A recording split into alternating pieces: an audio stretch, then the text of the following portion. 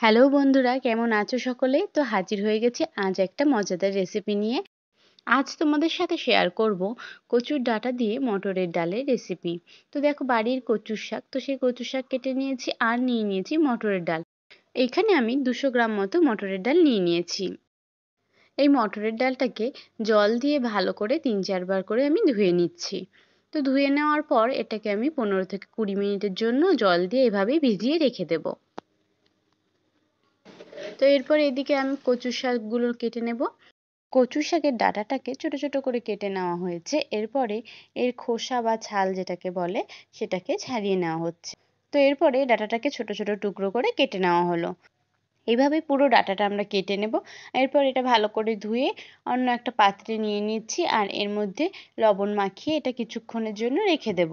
লবণ মাখিয়ে রাখলে ডাঁটাটা থেকে যে জলটা আছে সেই জলটা বেরিয়ে যাবে। ডাঁটাগুলোকে 15-20 মিনিটের জন্য ওইভাবেই রেখে দেবো। আর এই ভেজানো মটর ডালটাকে এবারে সেদ্ধ করে নিতে হবে। তো এই মটর ডালটা দিয়ে দিয়েছি প্রেসার কুকারে আর এর মধ্যে দিয়ে দিলাম জল আর দিয়ে দিচ্ছি লবণ। এটাকে আমি 2টো সিটি দিয়ে নেব। 2টো সিটি দেওয়ার পর প্রেসার কুকার বন্ধ করে রাখছি আর এখানে মশলার জন্য আদা, জিরে আর লঙ্কা নিয়ে নিয়েছি। তো এটার পেস্ট বানিয়ে নেব। দেখো, 15-20 মিনিট পর এটা এইভাবে চাপ দিলে দেখবে কচুর ডাঁটাগুলো থেকে কতটা করে জল বেরাচ্ছে। এইভাবে অল্প অল্প করে ডাঁটাগুলো নিয়ে চেপে চেপে সম্পূর্ণ জলগুলো বের করে নিতে হবে। কচুগুলো দেখবে বেশ স্পঞ্জের মতো কতটা নরম হয়ে গেছে আর ভেতর থেকে জলগুলো সব বেরিয়ে আসছে। আর এই জল বেরোনোতে গলা ধরার চান্সটাও কমে যাচ্ছে। দেখো কতটা জল বেরিয়েছে। এবার বসিয়ে দিয়েছি একটা প্যান আর এর মধ্যে দিয়ে দিয়েছি সর্ষের তেল, দিয়ে দিলাম 2টো শুকনো লঙ্কা আর সাদা জিরে দিয়ে দিচ্ছি ফোড়নে। আর দিয়ে দেবো আদা, জিরে আর লঙ্কার যে পেস্টটা বানিয়েছিলাম সেটা।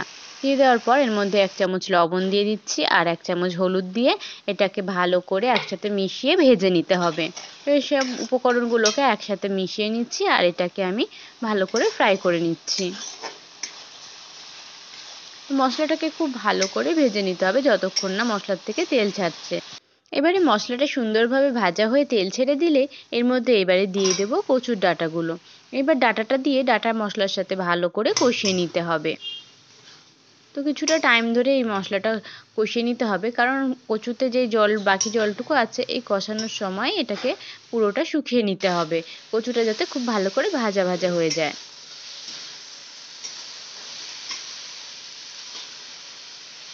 এরপর কচুটা খুব ভালো করে ফ্রাই হয়ে গেলে এর মধ্যে আমি দিয়ে দিচ্ছি সেদ্ধ করা মটরের ডাল।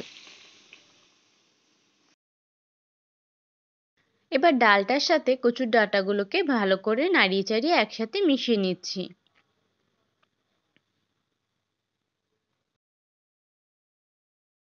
কচুর ডাঁটাগুলো যাতে ঠিকমতো সেদ্ধ হয়ে যায়, তো 5-7 মিনিটের জন্য এটা আমি ঢেকে দিচ্ছি।